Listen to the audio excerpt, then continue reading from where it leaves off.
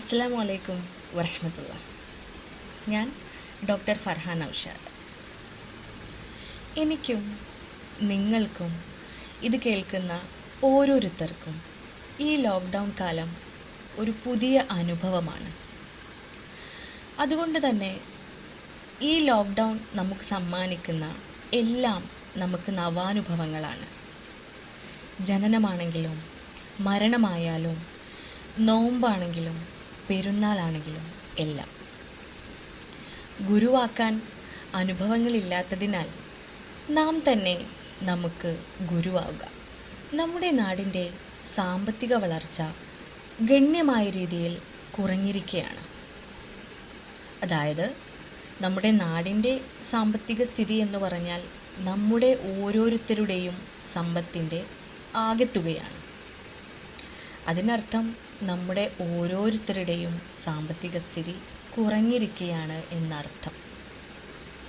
പക്ഷേ നമ്മുടെ ഭരണാധികാരികളും സാമ്പത്തിക ശാസ്ത്രജ്ഞരും എല്ലാവരും ഒത്തൊരുമിച്ച് ഓരോ മേഖലകളിലും മാറ്റങ്ങൾ വരുത്തിക്കൊണ്ട് ഈ സാമ്പത്തിക വളർച്ചയെ വീണ്ടെടുക്കാനുള്ള തയ്യാറെടുപ്പിലാണ്.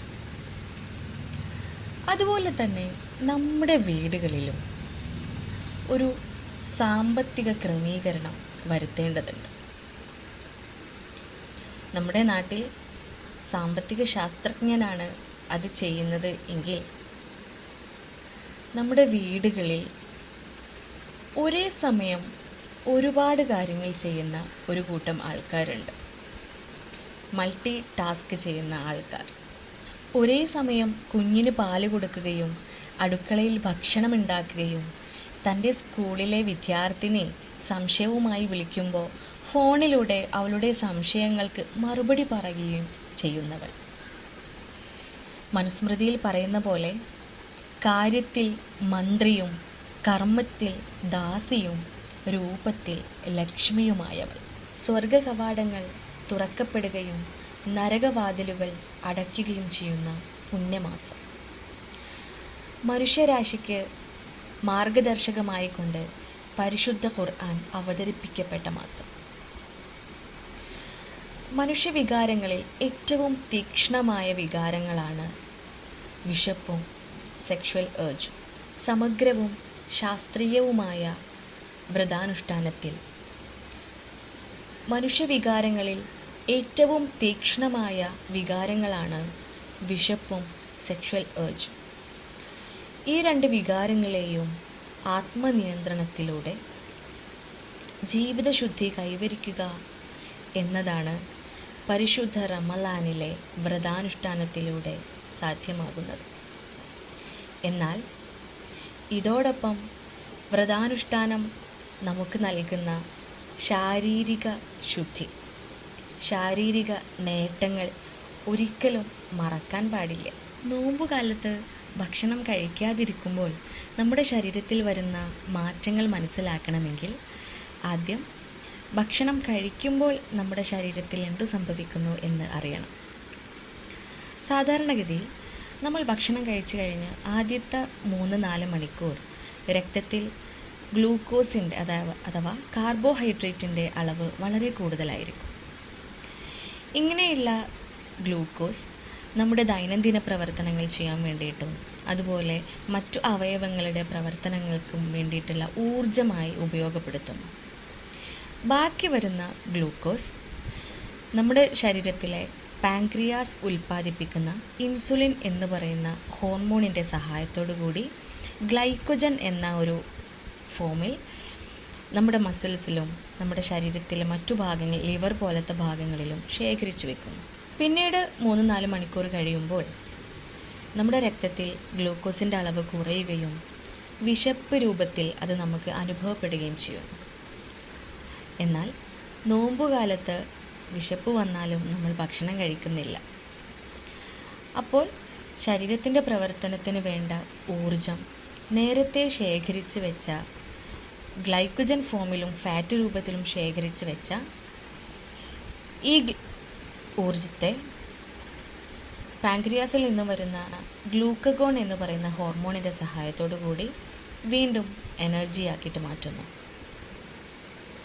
ഇതാണ് നമ്മുടെ ശരീരത്തിൽ നടക്കുന്ന പ്രവർത്തനം. നമുക്കറിയാം, ഇന്ന് നമ്മൾ അനുഭവിച്ചുകൊണ്ടിരിക്കുന്ന ഒട്ടുമിക്ക ജീവിതശൈലി രോഗങ്ങൾ, അഥവാ ബ്ലഡ് പ്രഷർ, പ്രമേഹം, തൈറോയ്ഡ് പ്രോബ്ലം, ഹൈപ്പർ ലിപ്പിഡീമിയ അഥവാ കൊളസ്ട്രോൾ തുടങ്ങിയിട്ടുള്ള എല്ലാ രോഗങ്ങളുടെയും ബേസിക് റീസൺ കാരണം ഈ അമിതമായി ശേഖരിച്ച് വെച്ചിട്ടുള്ള കാർബോഹൈഡ്രേറ്റ്സ്, ഫാറ്റ് തുടങ്ങിയിട്ടുള്ള ഘടകങ്ങളാണ്. അപ്പോൾ നോമ്പിലൂടെ ഇവയെല്ലാം ഉപയോഗപ്പെടുത്തുകയാണ്.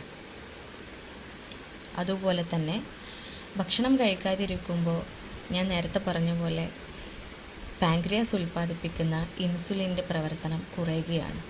അതുവഴി പാൻക്രിയാസ് അവയവത്തിന് റെസ്റ്റ് കിട്ടുകയും ഇത് ഭാവിയിൽ നമുക്ക് പ്രമേഹം വരാതിരിക്കാനുള്ള സാധ്യതയായി മാറുകയും ചെയ്യുന്നു.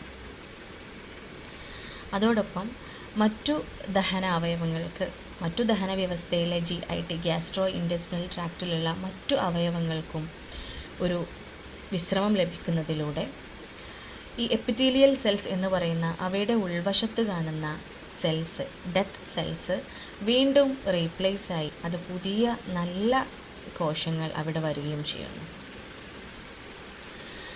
അതോടൊപ്പം തന്നെ ഒരു കാലം നമ്മൾ വിശപ്പ് സഹിക്കുന്നതിലൂടെ നമ്മുടെ ശരീരത്തിൽ എടുക്കേണ്ട ഭക്ഷണത്തിൻ്റെ അളവ് കുറയുകയും നോമ്പുകാലം കഴിഞ്ഞാലും കഴിക്കുന്ന ആഹാരത്തിൻ്റെ അളവ് കുറക്കാൻ സാധിക്കുകയും അതുമൂലം അമിതവണ്ണം തുടങ്ങിയിട്ടുള്ള ഒബെസിറ്റി പോലത്തെ അസുഖങ്ങളെ ചെറുത്ത് നിർത്താനും പറ്റുന്നു. ഇത്തരത്തിലുള്ള ഗുണങ്ങൾ നമുക്ക് ലഭിക്കണമെങ്കിൽ നമ്മുടെ വ്രതാനുഷ്ഠാനം, നമ്മുടെ നോമ്പ് വളരെ ചിട്ടയായ രീതിയിൽ അത്താഴത്തോടു കൂടി നമ്മൾ തുടങ്ങുന്ന ഈ ഒരു നോമ്പ് അവസാനിപ്പിക്കുന്ന മഗ്‌രിബ് ബാങ്ക് കൊടുത്തു കഴിഞ്ഞാൽ ഭക്ഷണത്തിലേക്ക് ആർത്തിയോടുകൂടി ചാടുകയാണ് നമ്മളെല്ലാവരും.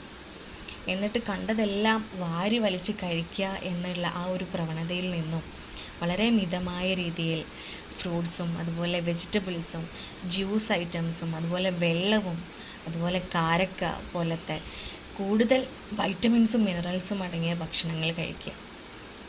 എന്നിട്ട് ചെറിയ ഒരു ഗ്യാപ്പിന് ശേഷം വയറ് നിറച്ച് കഴിക്കാൻ ശ്രമിക്കുക. ഞാൻ നേരത്തെ പറഞ്ഞ പോലെ നമ്മുടെ സാമ്പത്തിക വ്യവസ്ഥയും അതുപോലെ റമളാൻ നമുക്ക് നൽകുന്ന ആരോഗ്യ ഗുണങ്ങളും ഒരുപോലെ നമുക്ക് ലഭിക്കണമെങ്കിൽ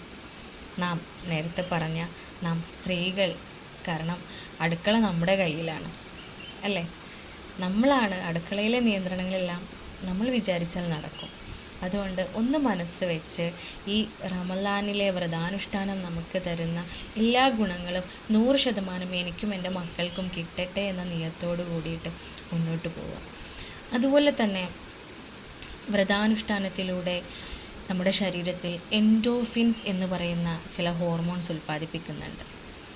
ഈ ഹോർമോൺസ് സ്ട്രെസ് റിലീസിങ് ഹോർമോൺസ് ആണ്. അതായത് നമ്മുടെ ശരീരത്തിൽ ഭാവിയിൽ ഉണ്ടാവാൻ പോകുന്ന അൽഷിമേഴ്സ്, അതുപോലെ ഡിമെൻഷ്യ, ഡിപ്രഷൻ പോലത്തെ മാനസിക രോഗങ്ങൾ വരാതെ നമ്മളെ സംരക്ഷിക്കുന്ന ഹോർമോൺസാണ് എൻഡോർഫിൻസ്. ഈ ഹോർമോൺസ് വ്രതകാലത്ത് നമ്മൾ നോമ്പനുഷ്ഠിക്കുന്ന സമയത്ത് നമ്മുടെ ശരീരത്തിൽ ഉൽപ്പാദിപ്പിക്കപ്പെടുന്നു എന്നതാണ് ശാസ്ത്രീയ വൈദ്യപഠനങ്ങൾ തെളിയിച്ചിട്ടുള്ളത്. അപ്പോൾ എല്ലാ അർത്ഥത്തിലും നമ്മൾ ആത്മനിയന്ത്രണത്തിലൂടെ മുന്നോട്ട് പോകുന്നത് കാരണം നമ്മുടെ ശരീരത്തിനും മനസ്സിനും നാളെ മരിച്ചു കഴിഞ്ഞാൽ പരലോകത്ത് റയ്യാൻ കവാടത്തിലൂടെ സ്വർഗാവകാശികളായി മാറാനും നമുക്ക് സാധിക്കുകയാണ്. അപ്പോൾ ഓരോരുത്തർക്കും, ഞാനടക്കമുള്ള നമ്മുടെ കുടുംബത്തിന്, നമ്മുടെ മക്കൾക്കും നമുക്കും ഈ ലോക്ക്ഡൗൺ കാലത്ത് നമുക്ക് വന്ന ഈ നോമ്പിൻ്റെ എല്ലാ ഗുണങ്ങളും 100% ലഭിക്കട്ടെ എന്ന് ആത്മാർത്ഥമായി പ്രാർത്ഥിച്ചുകൊണ്ട് നിർത്തുന്നു. അസ്സലാമു അലൈക്കും വറഹ്മത്തുള്ളാഹി.